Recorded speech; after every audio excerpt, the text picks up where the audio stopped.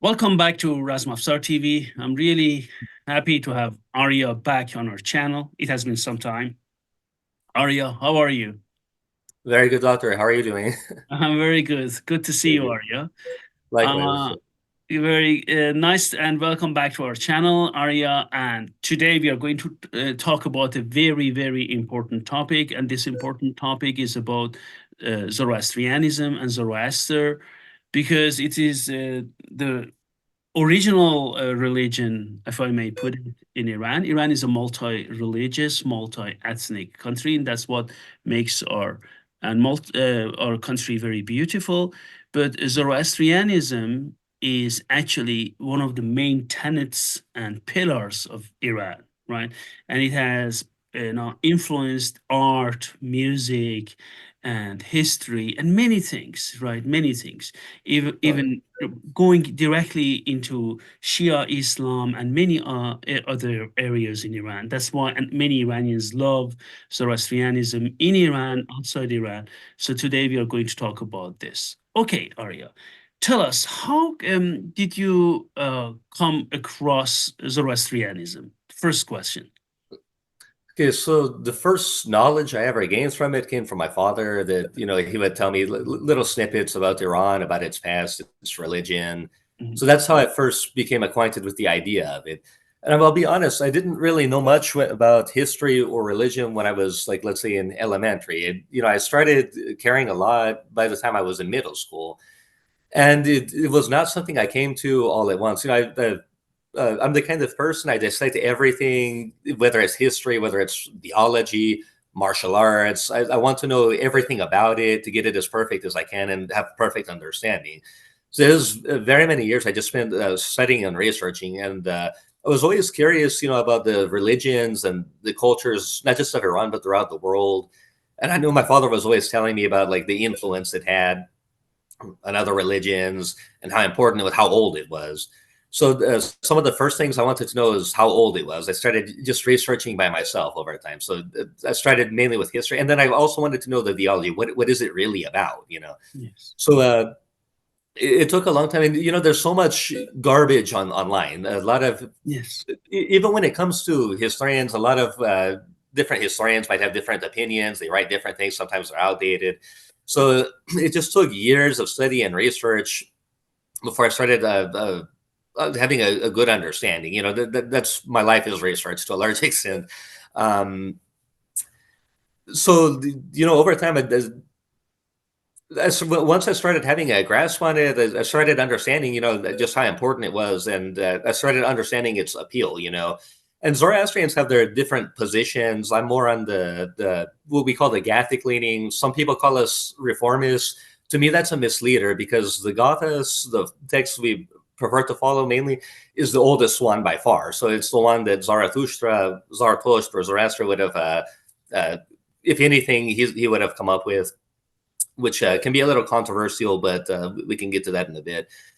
So to me, like the word always used just as like slang, if I'm talking to my friends or whatever, is I use the word regulars, but other people would say we're reformists as opposed to traditionalists. They're the ones that they follow priestly traditions and whatnot. But over the years, especially after taking courses with the we call it the NAMC, the North American Mobet Council. They have an Institute for Zoroastrian Studies. I've come to appreciate more the traditionalist side. So I very much understand where that side comes from now. And So, like I said, it was my father that got me into it. Years of study and research, both into the theology and into the history of it, which actually got me into the religion itself. And the reason that those two things would be important, well, first off, the theology of a pure message, just of a God of decency, one God. I was already raised as a Christian, so I already had the idea of, just the one God. And then, but when you strip away all the complexities of religion, it really comes down to that. All religions, in their own way, are trying to preach something about decency, and this one is just a pure message on it. That, and then the age of it predates others. Those two things, they I guess they kind of got me on the track to it. And then over time, I eventually started identifying, recognizing myself Zoroastrian. This is what I believe. And so that's, yes, just how I first learned about it. So I probably gave you a little more there, but I Yes. hope that answers more or less. Could you just for our viewers, just give us short descriptions about these two different schools, traditionalists and reformists, what each school exactly stands for? Okay. So, in the end, it's largely a split here. Zoroastrian, one of the beautiful things about it, it can appeal to a lot of different people. It's fundamentally a monotheistic religion. Most people on both sides are going to proclaim just belief one God. But it's also, and I know this is diverging just a little bit, but just to give you an idea of how it can appeal to so many people, its doctrine is able to actually accommodate dualistic worldviews, polytheistic worldviews as well. And it's also accommodated in recent years, even atheistic ones. Now, traditionalists, one way or another, the thing with them is they like to follow tradition. That's the simplest terms to put it in. So the priestly traditions include a lot of later writings. For me, they would be exegesis. Actually, by definition, they are exegesis. But some people believe them. And just a very small number of very, very hard believers will take them almost as the very words of the prophet as well. So like there's the Vindi that more or less it translates to law against demons. That's most people don't regard that as a liturgical text any longer. But for a lot of traditionalists, they do, and it's very important for them. It's laws for purity, laws to keep the demons away, and things like that. So depending on how you want to define demon, how you want to take it, like the demons, if you ask me, they would appear in the later writings. They're not really at the earliest there. The Gothas mentions the Daivas, which are false gods, and they're evil. But in the later writings, they morph, and they're not gods any longer. They're beyond being false gods, they're just demons. And that's actually where the Persian word div comes from. Yes. So, and it's more of a spectrum. Okay, so like I said, I'm Gathic leaning, but there are people who are kind of in between. There are people who are like, well, I'm Gathic leaning, but I do believe in the demons. There are people who are exact opposite. But okay, so the demons is just one example, but like a different like purity rituals or the idea of this is also related to purity, the burial tradition. Like traditionalists almost never bury. The preferred way for thousands of years was to use what we call towers of silence. Yes. To expose the bodies to the vultures and allow them to basically return to nature. Now, you can argue the prophet, he's for, let's say, do the right thing for the earth. It is largely, a lot of this religion involves care for the earth and whatnot. That's true. So the traditionalists... for our viewers to say, this is also practiced in Tibet. And when I was in Mongolia, I was never in Tibet, China and Tibet, but when I was in Mongolia, in some parts of Mongolia, they still practice that. Some small parts, not everywhere. Excuse me, just wanted for viewers to say that. Go ahead, please. Yes. Oh, yeah. So like the traditionalists have had their way, and actually a lot of countries just by default, they've had to end that practice. Like in Iran, it's been banned partly because it may conflict with Islamic ideas, and also partly just because, poaching and other things has resulted in destruction to the vulture population anyway. Yes. So, but to a lot of other like reformists, a lot of them don't care at all. Others, they've come up with different ideas, because we do care for the earth. One idea I've heard from my studies, and actually I've heard about it from other places too anyway, but is a natural way where they use like a plants that can actually I forget the exact thing. I'd probably have to send you a link after this, but they can actually consume the body, return to it like that. You wouldn't need to frame it. It would have almost the same effect as that. Uh, and you wouldn't need to bury either, and you wouldn't need to use a vulture, but it would have more or less the same effect, you know. So What do they use in the United States of America now? What kind of different practice do they? Hmm? there's a type of cremation that you can avoid burning yourself. It's just it heats the body. That's one thing I've seen people do. Some people do bury, you know, because you can't use the vultures, so Of course, you can. they'll resort to that, you know. And those are more or less the common ways. So non-fire burials and non-fire cremation, sorry, and burial. You know, and some people, if they can, they'll use a full cover casket. They'll make it solid, something non-perishable. So that Mm, if they really care, that's what they'll do. mm. And yeah. So yeah, but like I said, it's a spectrum of beliefs. So the traditionalists, they have many different texts. Gothic believers just prefer to rely on the Gathas, but there's that spectrum in the middle.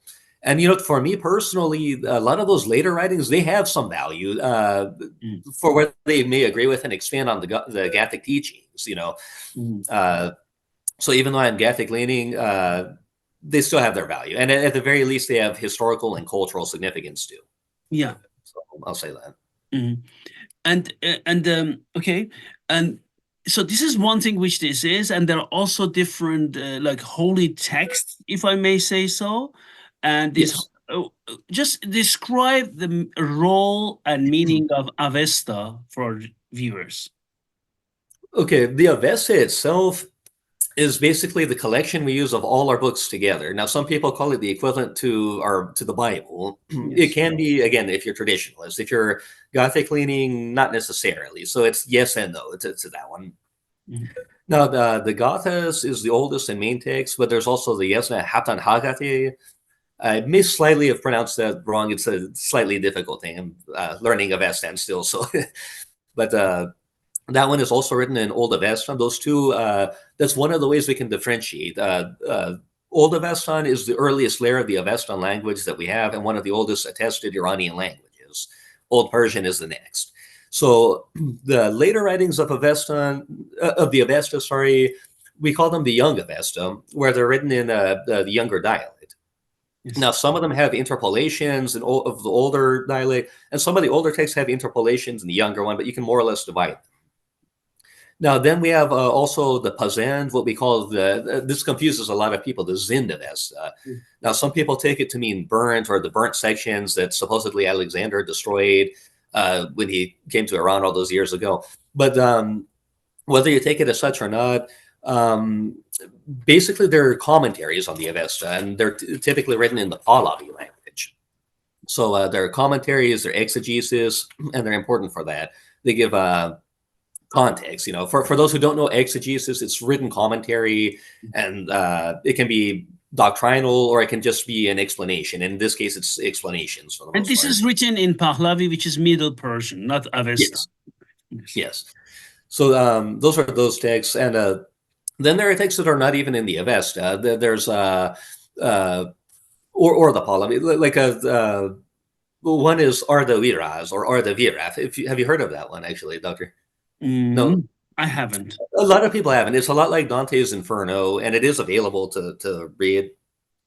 But so if you anyone who's read Dante's Inferno more or less understands the plot, where the man Ardaviraf, he's selected, he's able to take a message back basically, but the Sorash, who in late writings is an angel, takes him through heaven, through hell, through the equivalent to purgatory, and back, and so he's able to preach what everything he's seen, preach what he's learned from the angel, and all the people he's seen, all the punishments and reward and everything to the people, you know, in a time where I guess they were losing faith and knowledge of what they believed.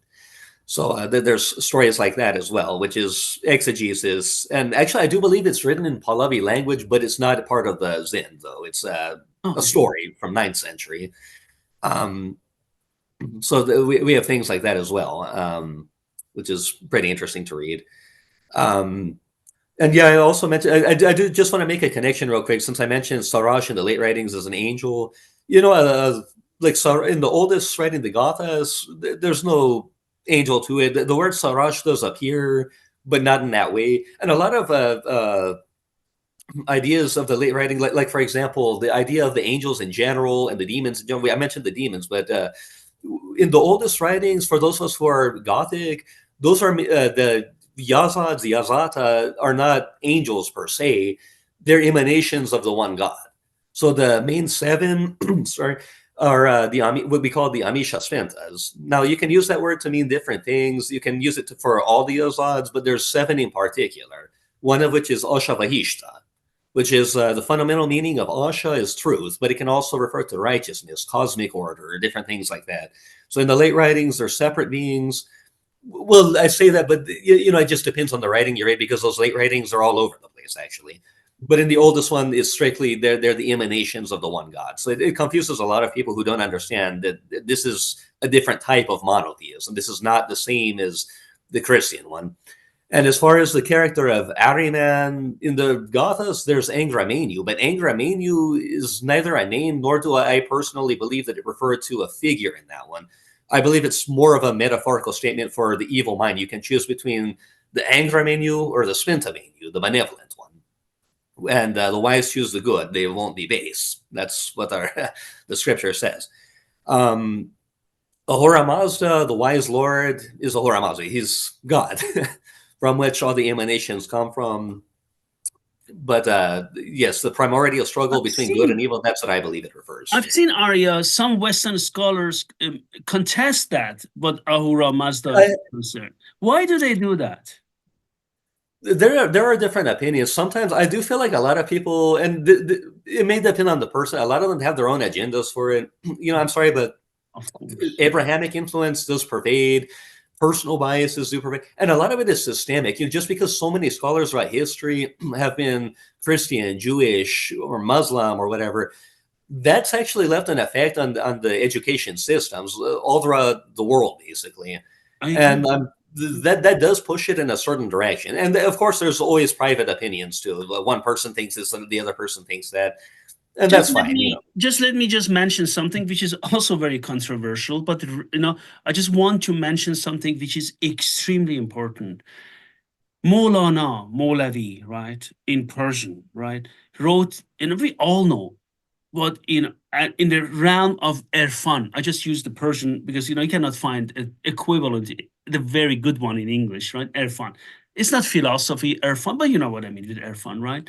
What he wrote, and many people, because he talked always about Shams Tabrizi and how much love and friendship was between them.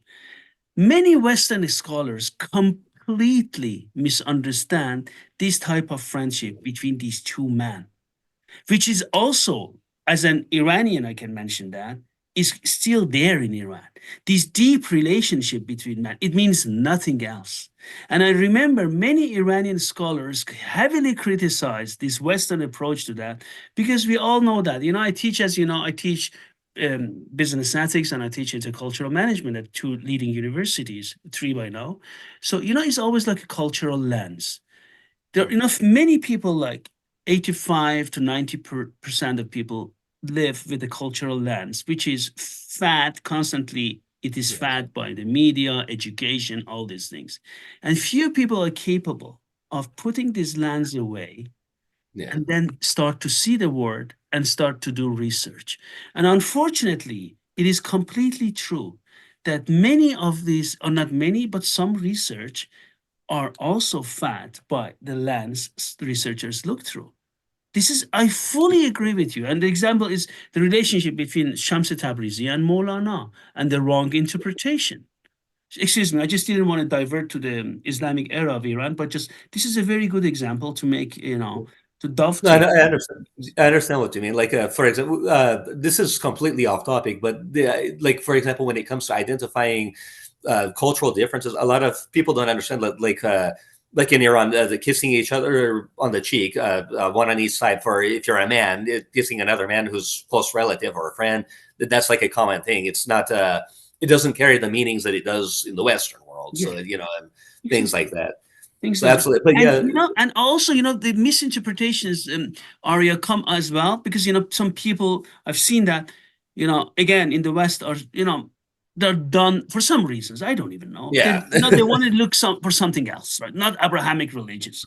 And there's nothing wrong with Abrahamic religions, be it Judaism, Christianity, Islam, whatever, but they're done with that for some reason. Okay. Then they look for alternatives. And I've seen this alternative could be like whatever. Sikhism could be Zoroastrianism, anything else, Shintoism, whatever. They look for that. Then, because this is new for them and it's not Abrahamic, they say, by practicing this religion, well, basically, I'm a super liberal. I can do whatever I want, but these are not Abrahamic. But I just say, do you realize that Zoroastrianism is also a conservative and traditional religion? What are you talking about? You can do whatever Yeah. you want. Do you understand what I mean? Again, they try to find a non-Abrahamic religion. So, okay, this religion is non-Abrahamic, then I can do whatever I want, and I'm practicing that religion. Completely forget the fact that Zoroastrianism, let's take Zoroastrianism, is also a traditional religion, right? Is this something which I really, sometimes when I look at this, I say, do they even understand what Zoroastrianism really means, right? For that reason. Yeah. Excuse me, go ahead, please. Yeah. And like you said, like even though there's the traditionalist versus the other perspective, the fundamental thing that unites is the message of human decency and the worship of Ahura Mazda. Now that, and I think it's good to worship God not just because He's God, but because He's, and not just because you believe, but because you find Him worthy of belief. So, like, even though, let's say, a Gothic leaner, we may have some divergences from the exact traditionalist way. We may not have the same purity ideas. Still, there should be a code of ethics of some sort. Whether it's the golden rule: don't do unto others as you don't want them doing unto you, or just to promote justice and well-being and to stand by it. There's always something there. I don't think very many. I don't know of any religion that says to just do anything. So Exactly. yes, right. Yeah. Exactly. Exactly. I don't know any religion. Every religion, be it Abrahamic, non-Abrahamic, whatever, asks for rules and also restrictions. Of course it is. Absolutely. Absolutely. And I do think that, okay, there's subjectivity, but then there's objectivity to it. Yes, you can say that like something is wrong, but there's also subject, there's context and things like that. I think that they can also determine, the best course of action, and that's all you can do in life. First, I would say is the best you can, but try to be on that right side. Um, so we did digress there. What was the question right before that? I'm sorry. Yeah, I mean, we were talking just about two different major school of thoughts, right? Yeah. Traditionalists and reformists, if I may call them, you said. Or then also, what kind of texts do they refer to? You mentioned that Avesta is a whole compendium of different religious texts in Yes. Zoroastrianism, right? Gathas, and then later on, Vandidad or other things. And then, yeah, these type of things we were discussing. Yes. And so, yeah, as a Gothic leaner, like I said, I prefer those old Avestan writing. And just as someone who values history, those are the ones that I recommend for anyone who wants to understand it. There are different translations too. That's something I think anyone should realize when you read about Zoroastrianism. There's the one by Mohammad Azhar Goshtasp. There's one by Dr. Ali Jafari. There's so many different ones. And more or less the message is the same. They don't diverge very much. In some ways, it can be important if you want to be pedantic about it, but the overall message is the same. So that's just something good to know, that just because one translation says one thing, it doesn't say anything. The Gatha is fundamentally, another thing I want people to realize is that they're written in a poetry way. A lot of religion is like that. And a lot of people don't understand the nature of Iranian poetry. Like in Islamic era, Hafiz, Sadi, so many words they use, they can carry so many meanings behind them. Yes. And they might mean all of them, they might mean some, they might mean none. And one of the beautiful things is you can, in this case, you can make whatever you want of it to some extent. I don't mean that you can make just anything out of the Gathas, but it's important to keep in mind that sometimes the poetry of it can make it a little ambiguous. I think in those days, people were more inclined to maybe sit, meditate on meanings. And a lot of them are not actually that hard to get. I think people make them harder to understand than they should be. I realize I'm being a little bit vague on that, but it's just something to know. Now, when it comes to the later writings, a lot of them are not even like that. Like, it's a common trend, I think, with religion that if the oldest texts are poetry, people want to expand on it, give their own meanings to it, and that's what a lot of those later writings have done. So, like the Vindidat, it gives its own things. The Pazan gives its things, and yeah. So, and sometimes just like and a lot of other religions have the same thing. Like Judaism, they have writings where the different rabbis have said different things, but they're giving their own interpretation. They let you kind of choose. There's things like that here too. You know, Yes, absolutely. um, Could you tell us about Pendarenik, Goftarenik, Kedarenik, with these three principles of Zoroastrianism, that good thoughts, good words and good deeds. good words and good deeds? That is our general creed. Yes, the idea that first off, all of them are interlinked. Before I even get to that, let me explain where I come from as a Gothic leaner. I believe that mentality is the ultimate, is of the utmost importance. There's, as I mentioned, the good mentality and the bad one. Now, your mentality influences your deeds. It influences uh, your thoughts to some extent. So I do think it's important to keep that under watch. Now, your good thoughts are also connected to your deeds. So the words you speak, everything stems from your mentality, and they're all important. They affect those around you. So these are important things. If you want to have to be a decent human being, you have to at least try to master those concepts. What you say should be something that can, and there's deeper spiritual meanings too. It should be something that it builds others up. It doesn't break them down. It has usefulness to it. It's what you do. If anything, it should be something that helps others. It promotes justice, well-being in some way or another, but don't harm others. Some of that is just obvious, right? but but they're all entwined things. And if I do feel like if everybody simply were to watch those three things, just check your behavior, check how you speak to others. How are you influencing others? Because you do influence others and their own behaviors. The world would be a much better place if people would just simply do a simple thing like that. So, but yes, that, like I said, that's our creed. It's a guideline for existence, for how to live your life. Now, you may take it whatever direction you choose, but follow that guideline and do the best you can with it. You know, Mhm. that's the fundamental thing. I hope that answers your question. If I Yes. was a little bit vague there. Yeah, no, right. Could you tell us about some requirements in Zoroastrianism, like prayings, like different things you should do as a Zoroastrian? What do you? Did you say prayers or? Yes, prayers, for example. Yes. Okay. No, for many, especially for traditionalists, there's prayers throughout the day. There's morning prayer, evening prayer. There's actually five throughout the day, at Five. least. Mhm. Yes, and there's also you may pray before you go to a temple or do any holy act. Um, they have specific ones for that. Then there's also very old ones, like a lot of them are in Old Avesta, and like the Yatha Uluverio prayer, and I like that one. It's a very sweet one, if you ask me. Uh, but yes, there's different ones. Now, I can't say from my personal standpoint that there's a requirement for having to, but for many traditionalists there is. And even though I say that there's no requirement, I do like to some extent that tradition. I've come to have a liking for it. What I mean by that is like it gives you something to do. Like it gives you a focus. Everybody wants to have some connection with God. Everybody wants to feel good. It gives you something to it really does make you feel good. It gives you a focus. It gives you something. If you're a depressed person or if you're sad or whatever, it gives you something to do other than just start your day and do nothing. You can have your ordinary routine. It may be washing your face, brushing your teeth, anything. But this is something else. Uh, so even though I don't say you have to do this, you have to pray that way, it's not a bad thing. I've come to that. And how, tell me one typical prayer. Does it consist of like different sentences, or how long does it take?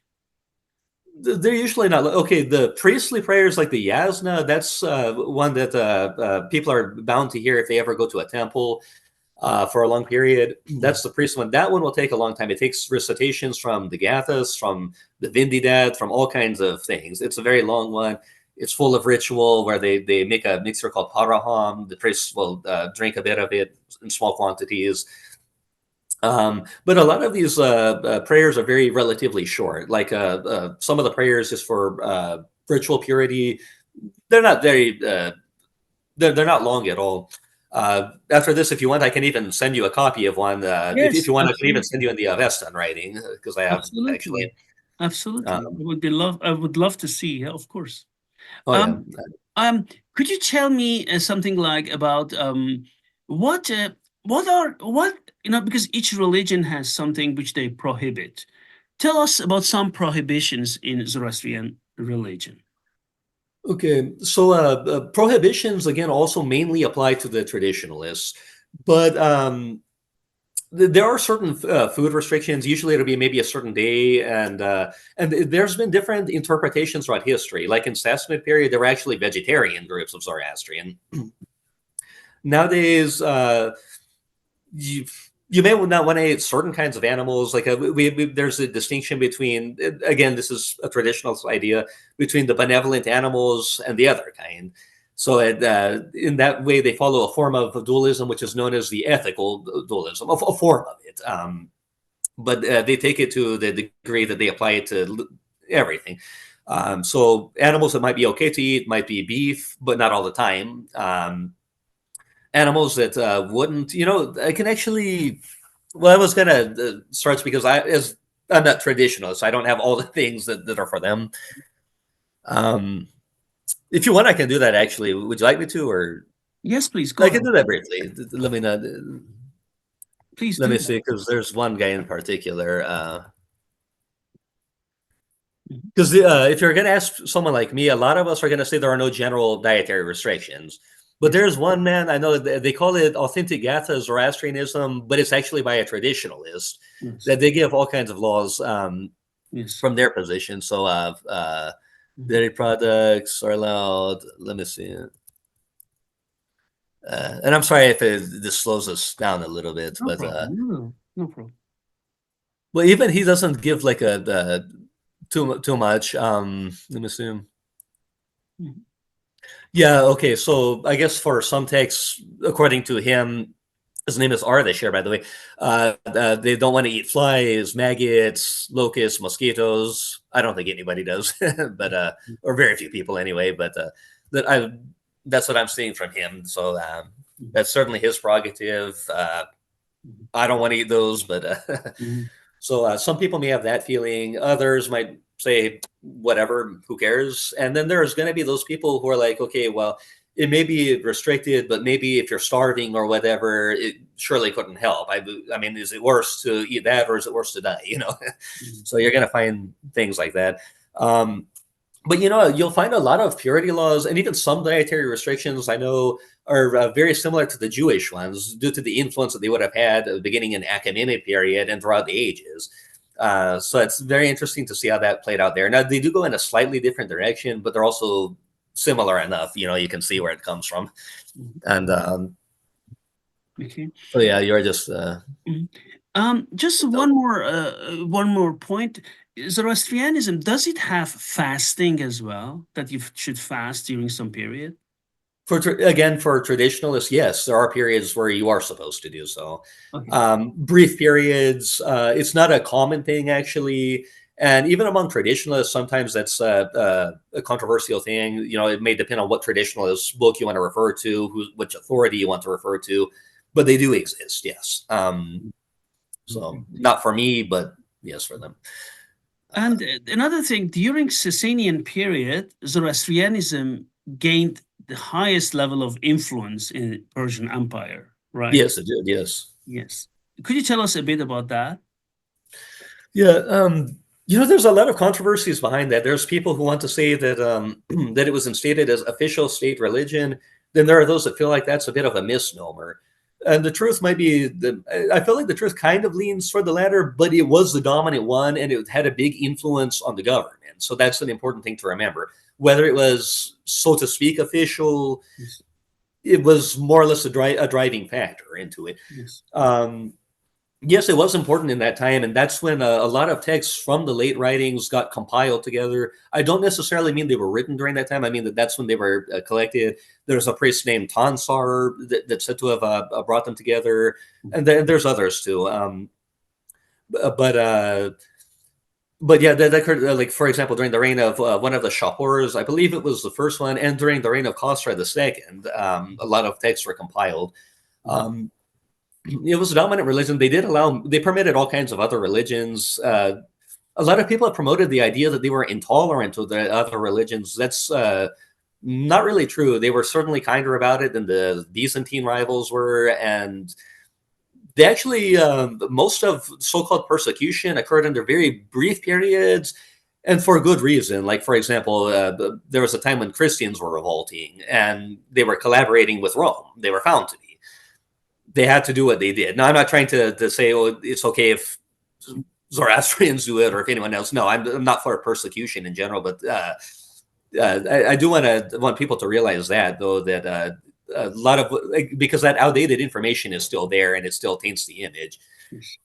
But yeah, but Zoroastrianism was a very guiding principle. The philosophy was always important there. In fact, a lot of the not just religious texts were compiled, but very many scholarly texts were compiled from throughout the empire. Zoroastrian knowledge, Babylonian, Indian. They brought everything together. They founded a university in that period.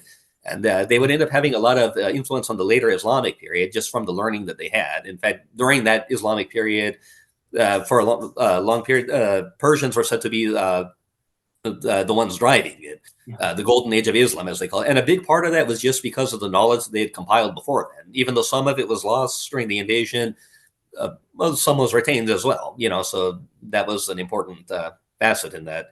Yeah.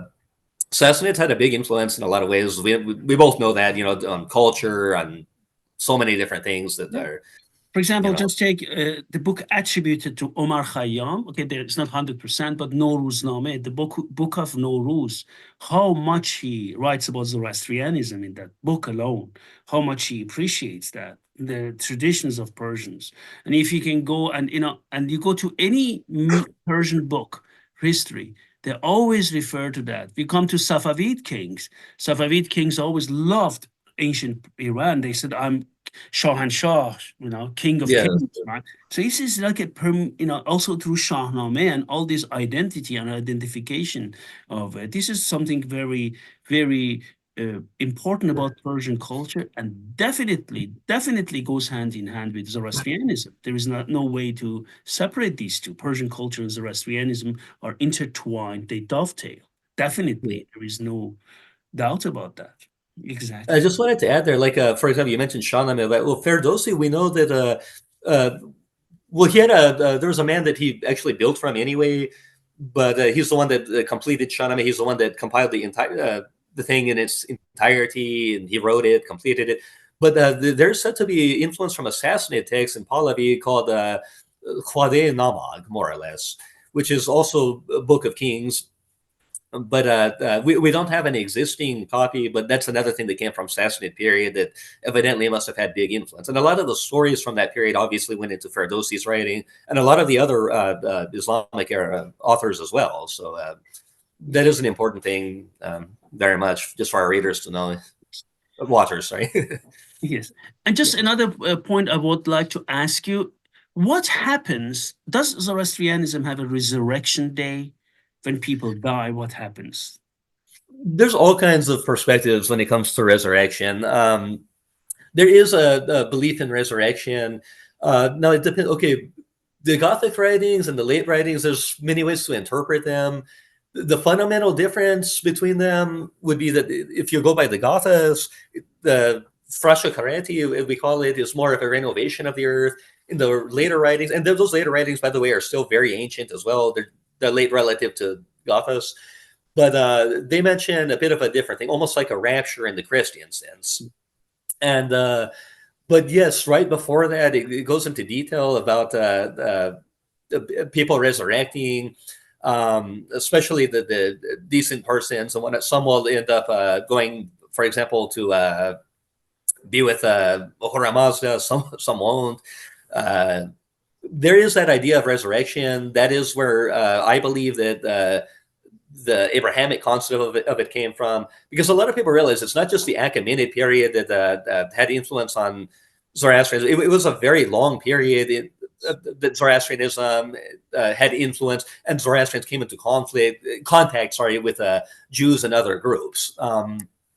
That's a good thing to notice. A lot of people don't realize that. So yes, and the idea is basically the same as the Christian one, the more or less idea, and that occurs in end times. If you're again a traditionalist, but there's all kinds of persons. There are Gothic ones once again that believe that yes, the righteous will resurrect. They may live on this earth. They may go to be with God. Some in cases it may even be both. There are people that don't accept that idea at all. And then there's the kind that are very hardline. Yes, there will be resurrection. We're going to see it at some point. Is it the concept of hell and paradise, in Persian paradise? In Zoroastrianism? Yes. And I'm glad you mentioned paradise, where paradise, the word comes from. Yes, paradise is the word we use in Avesta language. And I believe the Old Persian used it as well. But okay, so again, I mentioned in the beginning as well, there's a spectrum when it comes to that too. And I know I keep throwing that word spectrum, but it's important for people to understand that there is a variety of ideas and it accommodates all of them. So there is the idea that heaven and hell are solely mental states. I've heard that one that when you die, like the righteous will experience what we call the house of songs in a metaphorical way, or they'll experience the place of worse thinking, then there's kind of an in-between for those of a place, you can call it, or the mixed one. But that itself varies in so many ways. There are people who feel that that there is no heaven and hell, that it's solely here on the earth. I've actually met some that do feel that. They're the minority, they exist. But again, there is a concept of an exact heaven and hell, and a place of mixed ones as well, more or less, which is a physical place, the heaven being for paradise. And a lot of them are elaborated in the Virath, which is, again, not a liturgical work. It is not a holy work per se, but it gives some ideas there of what some people might believe. Like hell, the general concept is not like our modern understandings. Instead of being a hot place, hell would be more of a cold place in most cases. Because fire we associate with holiness, and it's possible to have heat without it too, like in Ardavira, if that idea appears. But still the general idea is one of a cold place, which makes sense for a lot of reasons historically. If you're used to the cold, they say that the Gothas was created in a milieu where it was relatively cold. So the heat was, if you want to justify it in that way, it wouldn't have made sense to them. We're like, we want it to be warm. So take it whatever way you want, but that's an idea. So, but yes, there is the paradise, there's the hell, and there's also the idea that eventually the souls of the wicked can eventually reach paradise. They just have to let go of their anger and their hate and turn away from their misdeeds and their mentality, which I think is a very beautiful idea. And I like, Would you tell us about the importance of fire in Zoroastrianism? Fire is largely symbolic. A lot of people, this has been a common thing throughout the ages from other religions, that they call us fire worshippers. No, fire is symbolic. It's symbolic of God. It's symbolic of Ashavahishta. It gives warmth. It gives light, and it's something to focus on. Light in general is a focus that we have during prayer. It's any kind of light. It doesn't have to be fire, but any kind of light can be just a focus. Since God doesn't really have a shape, a single one, he doesn't have an image, at least as far as we are concerned. Light is what we use. So fire has just been one of the oldest sources of it. There's also the sun. You can use that. A light bulb can, anything. But, then there are people, again, on the traditionalist side, people might associate that Ashavahishta is fire, or he manifests in it. So there's also that perspective too. And for a lot of people, especially traditionalists, throwing water on a fire, especially a holy fire, was a sin, and or at least not a nice thing to do. Yeah. Now, personally, I would say you go to a temple, you do that. Yeah, that's very disrespectful. But yeah, for them, that's absolute sin. And so Yeah. there's that idea as well. A lot of our Amisha fans, as I mentioned earlier, they are associated with different ideas, especially in the later writings, like Ashavaishta with fire, Spinta Armaiti, right now with water. There's just different ones, different aspects of creation. And one of the good things about that, whether you believe in that, whether you don't, is since they are emanations of the one God and they embody aspects of His nature, we can offer our worship to them. We can offer worship to aspects of His nature, and we can also keep in mind certain things that we should care about. Like, for example, I mentioned nature is a big part of our religion. So whether if you associate with water, there are many prayers dedicated to water, like the Alban Nyash, I believe, and a lot of our Nyash prayers are associated with different aspects of creation. So there are prayers to keep those in mind. They may pray for the betterment of those things, aspects of nature, because they're important. You need water, you need the trees, you need everything, and so they keep them in mind. And a lot of they also tie into our discussions, like on we call them Gahanbar feasts, where I've not been to any personally. Our community in Houston is very small, but for those that do, they may it may come up different discussions about events around the world or nature. So those prayers, they keep those in mind, and they keep them fresh and in our concerns, just for their importance. Yeah. And I didn't mean to cut you off. Yeah, I also think that if you can better the earth itself, you make the world a better place for other people. We mentioned good thought, good word, good deeds. In order to be able to best make the world a place where you can do that, you need to take care of the earth itself. You do, whether you believe in the late writings, whether you don't. On that much, we're all united. Yes. So yes. yes. Just one more thing I would like also to ask is about conversion. It's a very, very big topic in Zoroastrianism. Okay, Arya, is it possible to convert to Zoroastrianism? Yes, and the big misconception people have is, I think, mainly based on the Indian Zoroastrians. There's a community in India called Parsis. They came there in the 9th century to escape persecution in the homeland.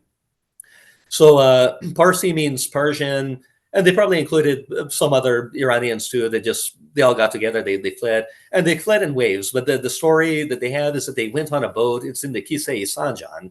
They went to India. They landed in a place called Surat in the Gujarat state, and they expanded from out there. And they become a model community there. Most people have heard about them in some way, and they've had a big impact. Now, in the beginning, they allowed conversion, and they intermarried with others to some extent. It wasn't until 19th century they actually had a ban on it, and I forget the exact reasons why. I think it had a little bit to do with British law, and they're not unique in that regard. A lot of religious traditions in India have a thing against intermarriage or conversion, especially I think. It especially happened in the independence period when a lot of Hindus were upset about Christians missionizing to their people. That I think had a bit to do with it. So for the longest, they've not been able to increase their numbers in that way. They've relied solely on intermarriage within the community. And the Indian government's actually recently had a thing to help them increase their numbers too. It's an initiative. Which I don't know how much success it's having in that regard. Not huge from what I hear. But it's for any other most educated and one of the wealthiest, if not the wealthiest. Yeah, the Parsis minority are Parsis in India. They're really well off financially. They are very much. Yeah. And there's all kinds of the things they're known for. Like I believe it was Gandhi or someone related to him that said, a Parsi, thy name is charity. So one of the biggest things that they were known for is just a huge acts of charity for everybody, and they still are known for it. Yes. But no, if you go to Iran or if you come here to America or in Europe, most people are perfectly fine with conversion.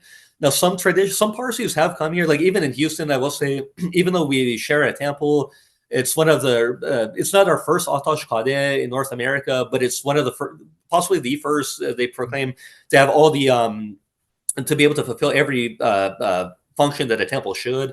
And in Atash Kadeh is our highest grade of temple. The grades don't matter too much; they're all holy places, but the grades are they just signify like Atash Kadeh is qualified to train priests, for example, and things like that. But we have different people all worshiping together now. I know in the past there was at least one person. I don't know if he's still there, but he was against entirely the idea of letting people who were, for example, not already Zoroastrian even inside the temple, or letting children from mixed marriages go through the ceremonies or even watch. So there's still that idea, but that shouldn't let full people know it's always allowed conversion. Even in ancient times, Sassanids allowed conversion.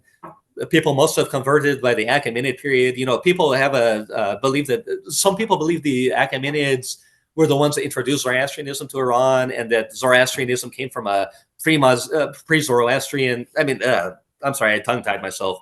That there was already the worship of Ahura Mazda before Zarathustra. I don't think so personally. I follow a different scholarly thought, because there are those different scholarly interpretations.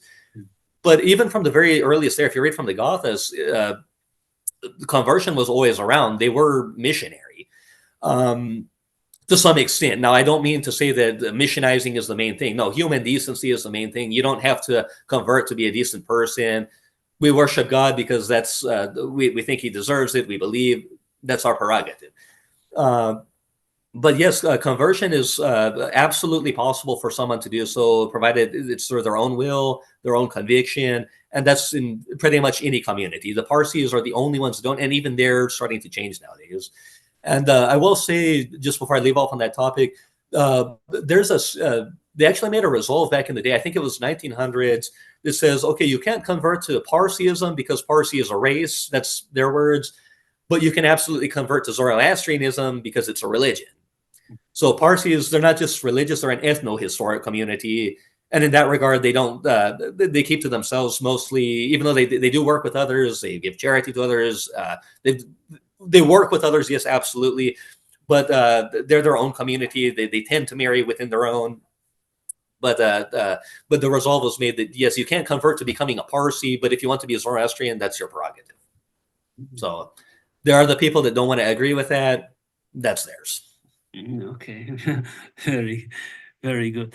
And then just also explain to us the significance of the white color in Zoroastrianism. What can symbolize purity? In the earliest layer, I like for people to realize that the colors in the earliest layer, if anything, they were symbolic. They didn't mean anything. Everything is one way or another a creation of Ahura Mazda, a creation of the Yazads in some form or another, is emanations again. In the late writings, light was associated with purity and with goodness. Dark was associated in the other direction. So you'll see, like if we go to a temple, a lot of people will be wearing white. Now, a lot of Zoroastrians will wear very colorful clothing. Colorful clothing is said to make you put people in a good mood. It looks joyous, and so that's something a lot of people do. But people going to temple, especially priests, you'll find wearing all white, and they'll wear a prayer cap, and which is a very traditionalist thing. But many other people use those as well, and it'll typically be in all white. Some people have started to use other colors. Like I've seen people wear black caps at temple before. That's kind of a new thing, but some people are starting to. I guess they're losing that association maybe with color, but that's the traditional ideas. And I have seen young mobed, or young kids actually. They're not mobed, yeah. They carry in initiation ceremony a bull-headed mace. That is a common thing, and that's actually an ancient idea. At our temple, I haven't seen anyone carry the mace. I know we have a mace in our community center behind glass. We have a mace. We have a Kadari sword. We have a helmet as well. But yeah, that is a thing that priests often do. It's a symbolic thing. Mace was said to be a weapon of Mithra. Mithra, again, he appears in the late writings, but it's your prerogative if you accept him as Yazad or not. And so, yeah, it's a symbol of warding off evil, Yes. And I'm sure back in the day, it may have even had a practical purpose, just like Shaolin monks would practice their martial arts. It's also possible, in like Sassanid period, we don't want someone coming into our temple. Let's also be prepared at the same time, Yes. Just like we find plaques with supposedly magi carrying sword. A lot of people wonder, well, why would a religious person be carrying one? That's possibly one reason. Mhm. So That's little right. things like that, yeah. That's right. And And then then another, go ahead. I was just going to say, since you mentioned little kids, I've noticed one thing, because I'm sure people will look into this. Some Parsis actually do have young children who are officially priests, but and this is not true for the Iranian Zoroastrian. This is not true for other communities. Parsis, I think it's a pretty recent thing that they've allowed that. Relatively recent. It may go back for a while, but this is not like an ancient custom that they would have done in the beginning. So just to let people know, that does exist for the Parsis, and it's very rare. But there are a couple that I've seen. I forget what their names are, Oh. but yeah, I just had to let that be thrown out because And when they have these white, if I may say, clothes or robe or whatever you want to call it, they have also like different kusti as they kustik the as they. kushti, the belt. Yes, yes. Yeah, what is it? Could you explain that for us, please? Everything has symbolic meaning. The kushti, no, okay, all of them off the top of my head, I won't be able to give you everything. Yes. The kushti can symbolize, binding yourself with the Zoroastrian life. It can symbolize also different aspects of it. It has like certain features built in that can signify the good thought, good words, and good deeds. And again, the white color is a sign of purity, and the hat as well, since the hat is also a part of the ceremonial dress. It's just a sign of purity. Traditionalist writings mention wearing one, much like Jews wear their own hats, their yarmulke, or the kippa, if you want to call it that. Um, and it's a lot on the same lines. These things, again, even though they're traditionalists, they're very beautiful to watch. And if you ever go to a temple, you're going to have to wear at least the hat, because priests in general are traditionalists to some extent. So you're going to have to wear one. But yes, so the thing will have all the features built into it: the good thought, good words, good deeds. You have to the ceremonial act of putting one on is important for traditionalists every morning, and you have to perform an ablution beforehand. What I mean by that is a ritual of purity beforehand, before you even wear them. And so everything about purity, about goodness, both together, in some form or another, they're connected. Is the idea? Yes. And could you tell us, does Seymour, that the Persian legendary bird, Yes, what kind another of one. significance does this bird have in Zoroastrianism? Again, that one is more along the lines of the traditionalist idea, but he doesn't so much come up in scripture. I know him mainly for most Zoroastrians. Again, I know him if they've read Shahnameh or if they've read about history, because he does appear in there. And then there's the idea of Homa, which has appeared as bird, but it's also a drink that appears in the later writings. The bird itself, okay, not so important, but I guess if anything, the significance he would have is the role he plays in some stories within the late writings, which even for traditionalists, I don't think is a big thing in current times. It was certainly more so back in the day, in Sassanid period, I think, especially in folk tales, where religion, just like Ferdowsi passed down, would entwine with stories. And we would have these ideas like the so-called phoenix, a simorg, which is simorg is our Persian equivalent, basically. Yes. Because That's the the main reason thing. I said, because, many scholars, okay, this is a debate, an arms and armor scholar. If you look at the scabbard of Sasanian armor, you see always there are feather patterns, them, or on Oh, the, yes. and also on the kolahud, or also on the helmet. So they say it refers to the feathers of Seymour as a protective element for the warriors. That's the reason I mentioned that. Oh, yeah. And I know it's going to carry a symbolic importance for anyone who's read Shahnameh, because Simar did end up saving Rossam at one point when he was in battle with Esfandiar. Are you familiar with that story? Yes. So um, he gives him the means to penetrate Esfandiar's armor when, Yes. for once in his life, he was on the brink, the only time. Yeah, of course. So, Of course. That's a very famous one. yeah. Rustam, he may actually have a basis in some Zoroastrian ideas. It's a complicated thing if you want to go into the stories themselves. A lot of them are written later, but we know they preserve older ideas. And the name, I believe, is embedded in the young Avesta at one point. I know I've seen somewhere in there. Yeah. So some of those ideas that are there, but they're not fleshed out into later writings, or if they were fleshed out, some writings have been lost to time, unfortunately. We call them the NASCs, and our tales do say that a lot of them were lost to time, whether it's from Alexander, whether it's from something else, whether it's just from killing people who had memorized orally, or just burning records, Mongol period, Islamic invasion, Alexander, all that, unfortunately, so much is lost, so as much as we have, there was so much more too. Very unfortunate. I mean, just to add that, Shahnameh, I really encourage all practitioners of Razmafzar, or everyone who is interested in Iranian martial arts, there is a must to read Shahnameh. I mean, as you know, that it has been one of my major sources of research regarding weapons described there, regarding techniques described there, challenges and fights. It's a magnificent thing. Magnificent. Shahnameh is a source which is extremely important, and our national identity of Iran is based on Shahnameh. It's a really important book. Yeah, it's our national epic in Iran. Also, I didn't mean to cut you off there if you were saying anything out there, but also just wanted to say just real quick, a lot of things, like I know I was vague about some concepts here, and there are a lot of things that we haven't discussed already. I am writing a lot of things that I'm hoping to publish at some point down the line. A lot of them are related to Zoroastrianism, very thick works already, and hopefully they'll be available for publish one day. I'll be able to send them to you and to everybody. Actually, I want everybody to have a chance to be able to read. And, yes, thank you very much, Arya. At the end of our discussion, would you like to add something for viewers? There's a random thing off the top of my head to add. For those who are, as I mentioned, I've taken many Zoroastrian courses with the NAMC. Everybody is welcome to join with those. I'm also taking one with Fort University in India from abroad. That one is just to learn Avesta. And one of the things I've learned from Avesta, just a fun fact that came to mind, since Razmafzar is all about weapons, if you want to, to know how they would say it in the plural nominative sense, Oshtrau. Just completely random, but I thought I'd throw that out. No, that's very nice. Thank you very much, Arya. You're welcome. I wish you a nice day and hope to see you soon on our channel again.